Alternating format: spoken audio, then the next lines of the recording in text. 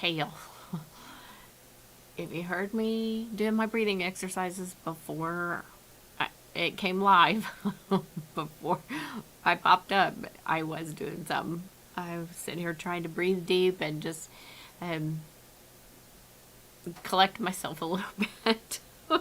And I forgot that the mic was already on. So if you heard that, I'm sorry. Um, Today I've been honest about my fear, about my anxiety, about my worry, whatever we want to call it, depression, whatever we want to call it. I know I have it. I don't use it as a crutch, and I don't use it as a badge, and I don't use it as I don't do this because of this or whatever. But I recognize it, and it's something that I continually give to the Lord. And as I was thinking about what am I going to do, yesterday we talked in Philippians 4. That I can do all things through Christ who gives me strength. And then if you jump back to Philippians 4:6, it says, don't worry about anything. Instead, pray about everything. Tell God what you need and thank Him for all He has done. If you do this, you will experience God's peace, which is far more wonderful than a human mind can understand. His peace will guard your hearts and minds as you live in Christ Jesus. Those are just two verses that if we would live by them, how much better off we would be. Don't worry about anything. Not anything at all. I have kind of been stressing myself out a little bit. I'm going to have company this weekend, and that always stresses me out. Not that I don't want company, because I do, and I love having company, and I love opening my home. But then there's always that in the back of our mind, oh, what are they going to think? Because this is wrong with my house, or this is wrong, or this, or this, or this, or this, or this. We can talk ourselves out of a blessing if we want to. But the Lord kept speaking to me as I was working last night, and again this morning. I got up early because I didn't sweep and mop and vacuum last night. I was just too tired and my back was hurting, so I was like, I'll just get up early in the morning, which y'all that know me are laughing at that because I'm not an early morning person, but I did. I got up early this morning and I did that. I swept, mopped, vacuumed. But all through that, the Lord was like, these things don't matter. These people are coming to see you. And if they're coming to see your house, they came for the wrong reason. Let me handle that. And I was like, okay, Lord, you're right. You got it. I quit stressing about it. I just did what I could. I've done what I could.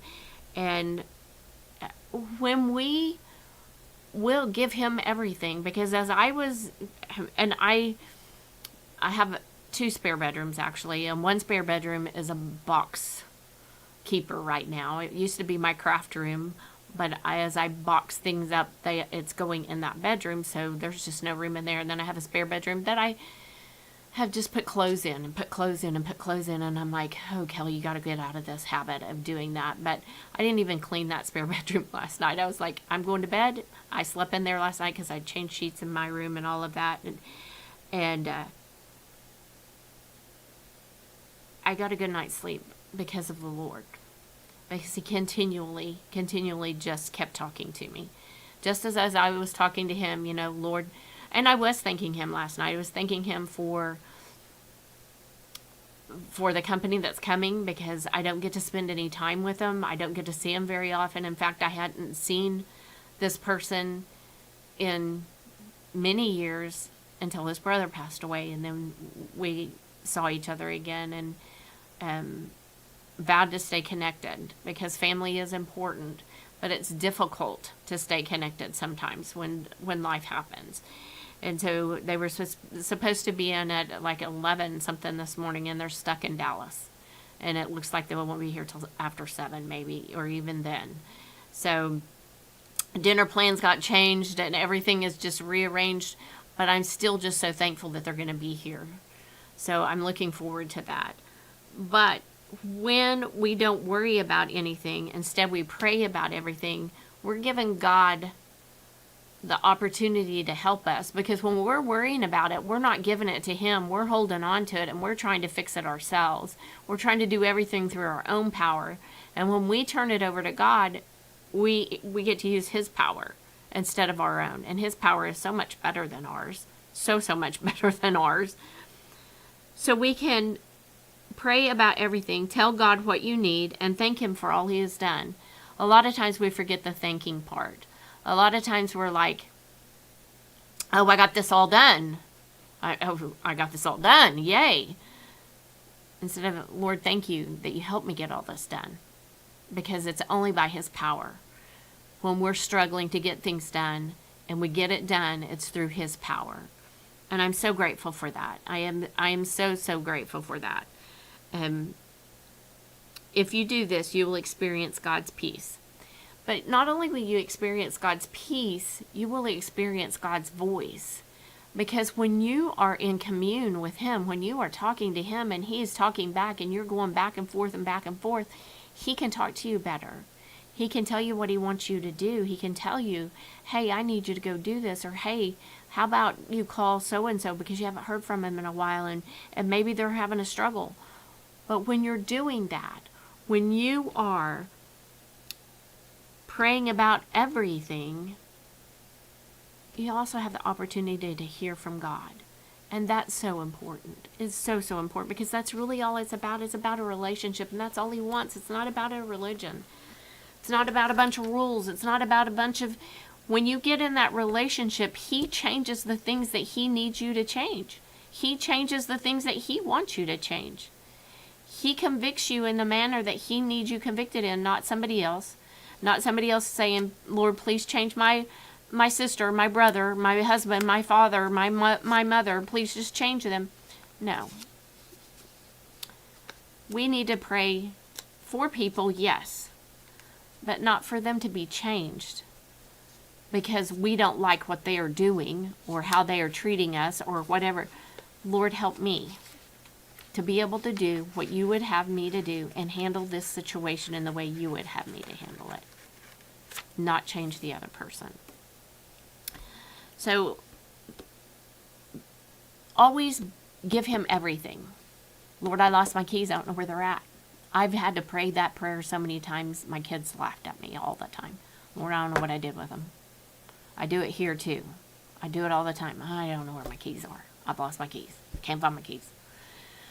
They're never really lost. They're just not where I normally would have put them. I just was in a hurry and put them someplace else. But even in those things, as I was folding socks last night, I hate not having all my socks matched. I hate it. I hate having leftover socks. But as I was cleaning, as I was doing a deep cleaning in my bedroom, under the furniture, all of that, I had found some socks. I have some socks that are missing. And I was like, Lord, I don't know where these socks are. I'm going to put these in this basket. But if I don't find them in a couple weeks, I'm throwing them away. Because that stuff just drives me crazy. I can't handle it. But even in that stuff, even in the small things, Lord, these socks are lost. Help me find them. He's there.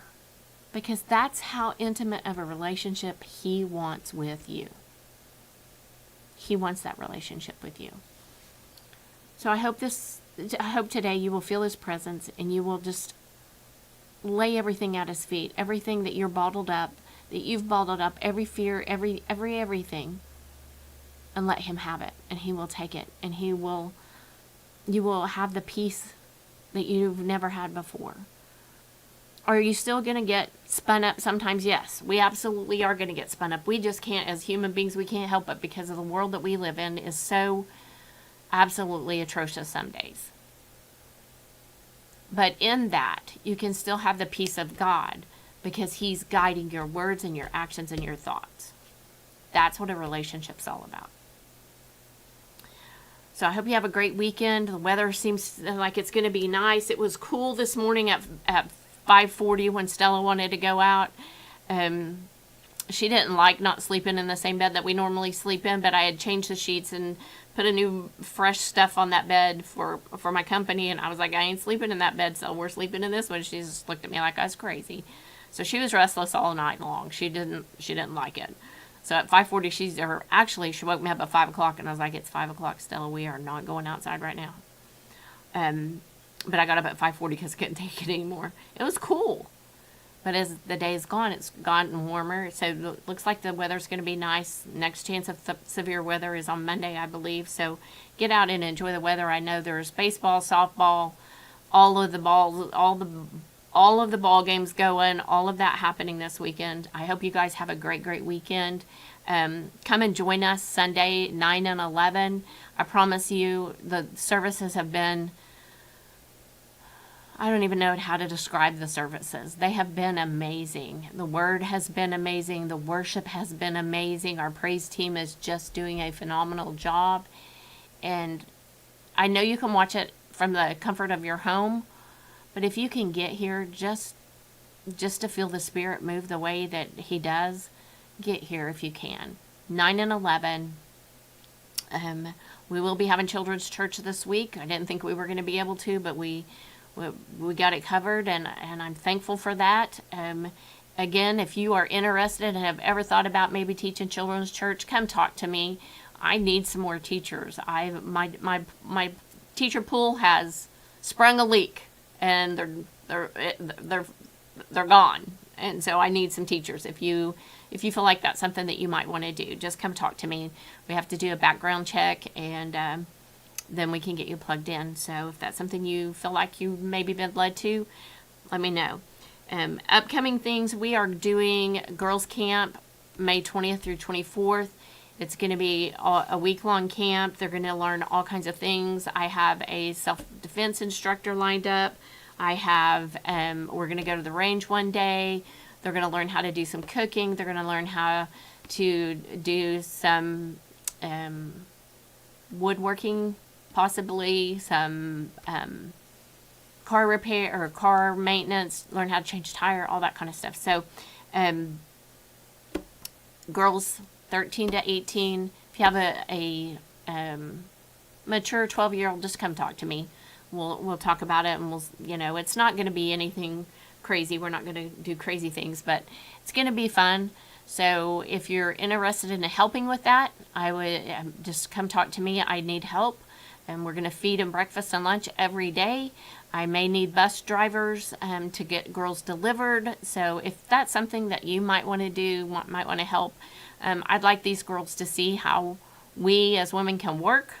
And but men also, they need to know that the men are there to support them as well. So if that's something that you might be interested in, please just let me know. And then the boys camp is July the 8th through the 12th. And it's going to be, they get to go to the range, they get to have self-defense. They're going to do things like that as well. So, and we will be feeding them breakfast and lunch again. So, if that's something you want to do, or if you want to sponsor our camps, we need that as well, because this is an expense. It's expensive to do these camps. And if that's something you might be interested in, please talk to Michael or I, and we would love to have you guys come along and sponsor with us and help us with these camps and help us pour into these kids. So I hope you guys have a great weekend, and I'll see you back here on Monday.